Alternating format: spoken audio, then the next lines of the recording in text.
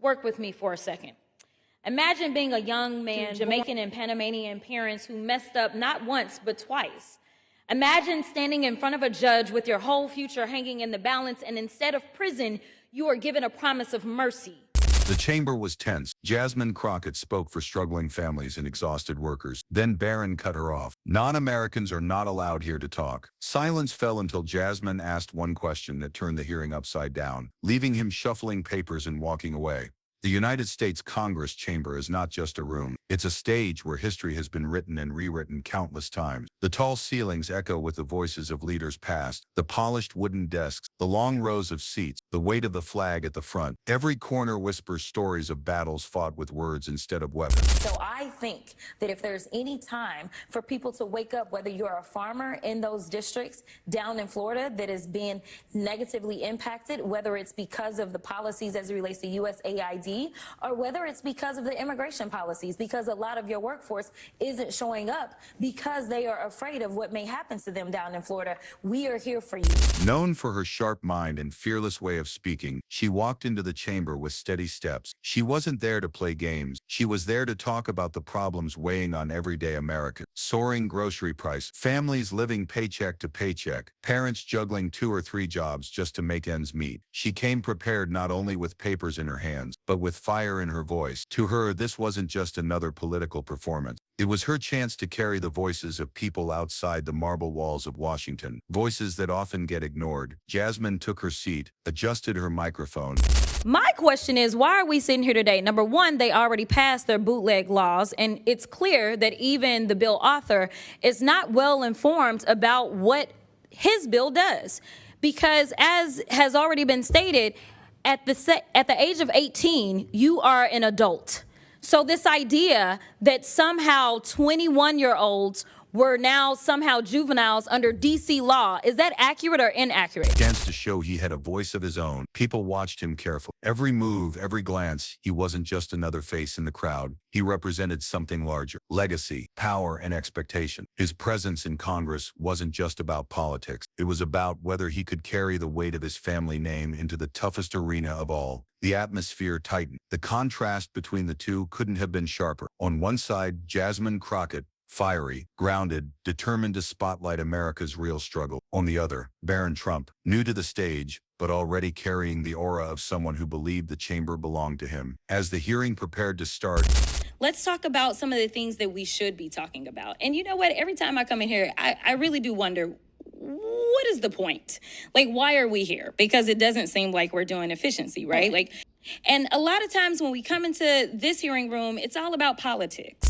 this wasn't just another discussion. This was going to be a showdown. And if you looked closely, you could see it written in the body language. Jasmine sitting upright, steady, her eyes scanning her notes, but her posture saying she was ready for anything. Barron, leaning back slightly, composed, his jaw tight, as if rehearsing his moment of entry into this world of high stakes and sharp tongue. For Jasmine Crockett, this was about representing the people. The single mother struggling to pay rent, the factory worker worried about layoffs, the student buried under loans. For Barron Trump, this was about something different. Proving he could step into his father's arena, stand in the chamber of power, and command attention in his own right. It was more than just politics. It was legacy versus grit, fame versus fire. The gavel struck, echoing like a drum beat across the chamber. The hearing was officially in session. Jasmine Crockett leaned forward, adjusted her microphone, and prepared to speak. We know that we still have laws that are on the book that certain speech is not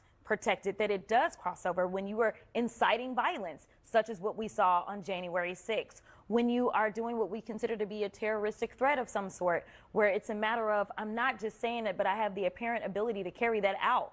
But me laying out historical facts, just like they don't want to talk about the fact that slavery was real in this country, and that began to speak. Her tone was steady, but urgent, the kind of voice that pulled every ear toward her. She wasn't reading off a cold list of numbers. She was painting pictures, vivid and raw. She spoke of families standing in grocery store aisles, calculators in hand, trying to figure out what to put back because the cart was already too expensive. She spoke of parents kissing their children goodnight before heading out to work the night shift because one job wasn't enough anymore. She spoke of the quiet fear hanging over towns where factories had shut down, leaving hardworking people without security, without answer. Her words weren't polished to perfection like a campaign speech. They were alive, heavy with the weight of reality. And as she spoke, you could almost feel the walls of the chamber, listening. Some lawmakers leaned forward, nodding slowly. Others kept their expressions flat, unwilling to show agreement, but unable to hide that her words were cutting through the noise. Even staffers paused in their note-taking, stealing glances at her. Jasmine Crockett had the floor, and she was making every second count. But then it happened. From across the chamber, Barron Trump shifted. His tall frame straightened, and with a sharp movement, he leaned toward his microphone. His voice came out firm, almost clipped. "Non-Americans are not allowed here to talk." The words sliced through the room like a blade. For a moment, time itself seemed to stop. You could hear papers stilling in mid-turn. Pens froze over notepads. Lawmakers turned their heads in unison, eyes widening, some in shock, some in disbelief. It wasn't just a challenge, it was a dismissal, an attempt to strip away her very right to speak. The silence that followed wasn't empty. It was loaded, heavy, like the breath everyone holds just before lightning cracks the sky. Jasmine Crockett didn't move at first. She sat there, hands resting on the table, her eyes locked forward. Many people know me for being able to do alliterations, and all I could think about was amnesia allows adolescent accountability avoidance agility from across the aisle. So work with me for a second. Imagine being a young man born to Jamaican and Panamanian parents who messed up not once but twice.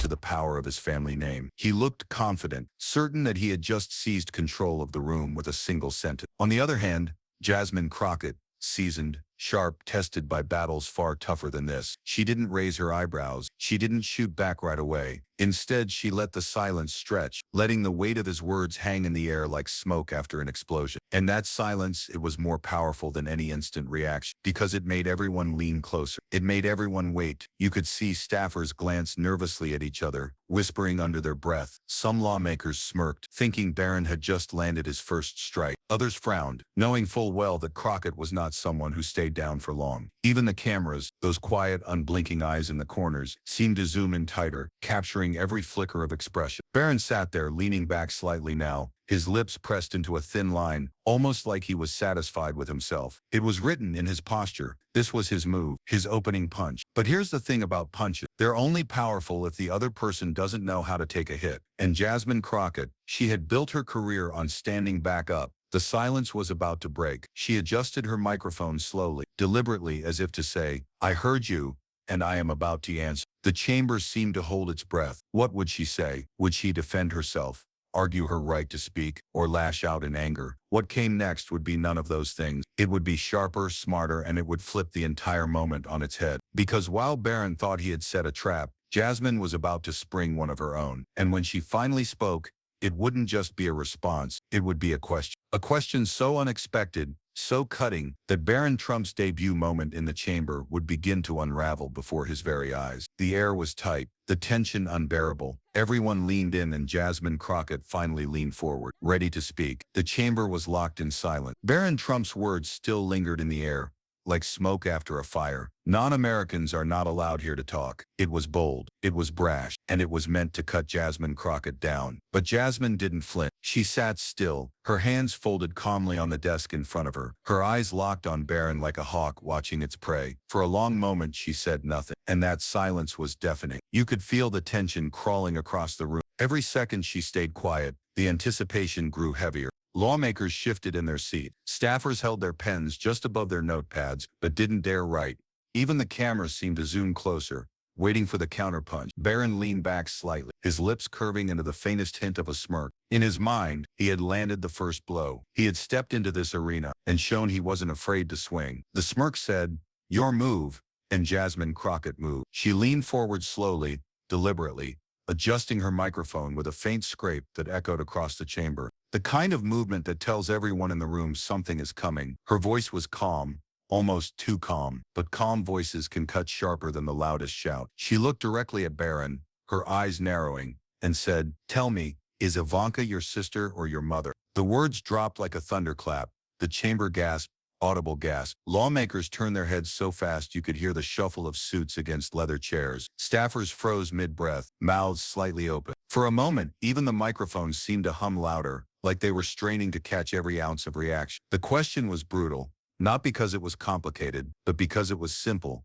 direct and inescapable. It stripped away the polish, the posture, the smirk, and it forced Barron into a corner he had no plan to escape from. His face changed instantly, the smirk disappeared, his jaw tightened, his hands twitched against the stack of papers in front of him, fingers pressing the edges too hard, crinkling them. He tried to speak, but the words caught in his throat. Finally he muttered, "I'm not here to prove this." It was weak, it was defensive, and it was not the answer anyone in that chamber expected from someone who had walked in with the aura of confidence. The silence that followed his words was even louder than before. Crockett didn't push further. She didn't need to. One question had flipped the room. She sat back in her chair, her eyes still locked on him, calm as ever. She had thrown her punch, and it had landed with precision. Barron, meanwhile, was unraveling. His composure slipped with every second that passed. He shuffled his notes, straightened them, then shuffled them again, his movements restless, betraying the unease he was desperate to hide. He glanced around the room, but no one met his eyes. Some lawmakers looked down at their desks, others scribbled on papers they didn't need to write on,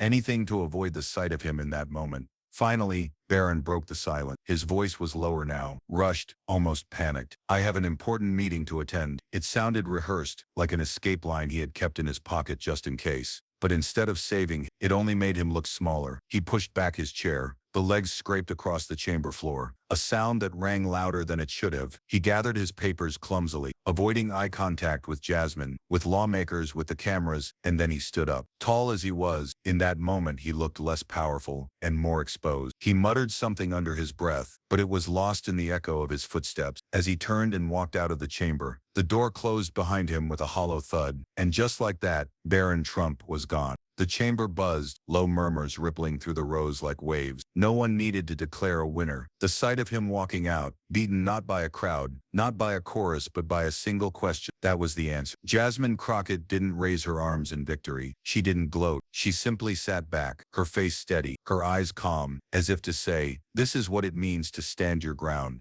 For Barron, this was supposed to be the beginning of his voice in Congress. Instead, it ended with a retreat that everyone in the room would remember. And for Jasmine Crockett, it was the moment she showed that in the world of politics, sometimes one well-placed question can be more powerful than 1,000 speeches. The battle was over, but the echoes of her question would linger. The heavy chamber doors closed behind Barron Trump. With a hollow thud, the sound echoed like the final note of a song cut short. His footsteps faded down the hallway, but the weight of his exit hung in the room long after he was gone. Inside, no one moved right away. The lawmakers sat frozen in their seats, some still staring at the door he had just walked through, others stealing glances at Jasmine Crockett, as if waiting for her next move. The silence was thick, charged with unspoken thoughts. And then the murmurs began, low at first, a whisper between two staffers, a quiet shuffle of papers from one lawmaker leaning toward another. But quickly the chamber filled with a soft rumble of voices, all carrying the same realization. What had just happened was not routine. It was not politics as usual.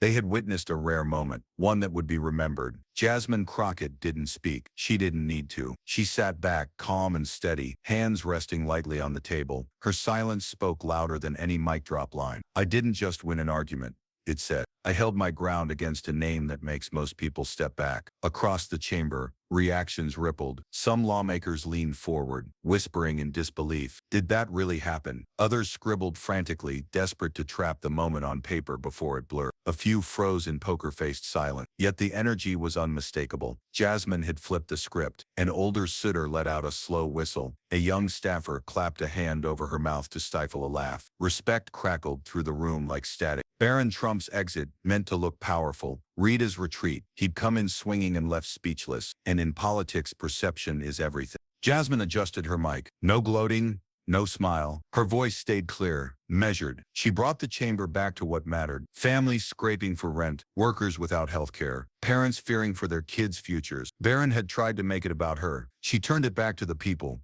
Lawmakers couldn't look away. She hadn't just survived. She owned the narrative. Outside, her words would ripple through headlines and whispers. "Did you hear what happened when?" Inside, the air felt lighter yet charged. The hush after a storm, a staffer murmured. "That's going to be remembered." Heads nodded, eyes fixed on Jasmine. She'd proven quick wit and steel composure. Those who underestimated her couldn't anymore. She closed with a final reminder. Real leadership isn't silencing voices, but hearing them, not shutting people out, but letting them in. The words hung heavy as the gavel fell. Lawmakers filed out, but the energy lingered like thunder's echo. Jasmine lingered too, stacking her papers with deliberate calm. No scramble, No rush, just quiet authority.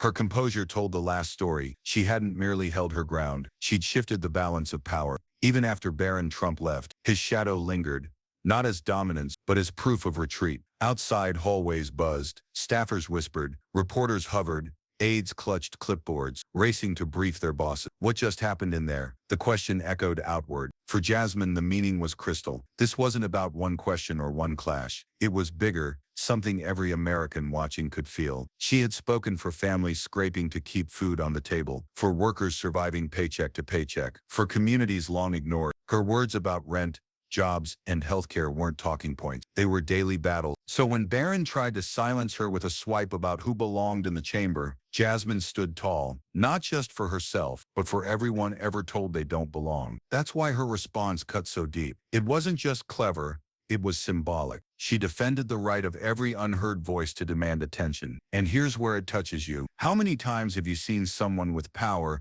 dismiss others just because they could? At work, in school, in your own neighborhood? This moment wasn't only Jasmine versus Barron. It was the eternal fight between those who silenced and those who refused to stay silent. Her calm was her weapon, her words armor. She stayed standing, not because she shouted, but because she spoke with purpose. Imagine millions watching, replaying her line. Tell me, is Ivanka your sister or your mother? One razor question that stripped away bravado and exposed arrogance without substance. But beyond the drama, her victory carried a bigger message. Leadership isn't about bloodlines or inherited power. It's about listening, speaking truth, standing firm when the ground shakes. Her stand matters only if people see themselves in it. If they realize what happened in that chamber mirrors struggles in homes, workplaces, and schools everywhere. Every time someone pushes back against being silent, space opens for others to be heard. Think about Barron's exit.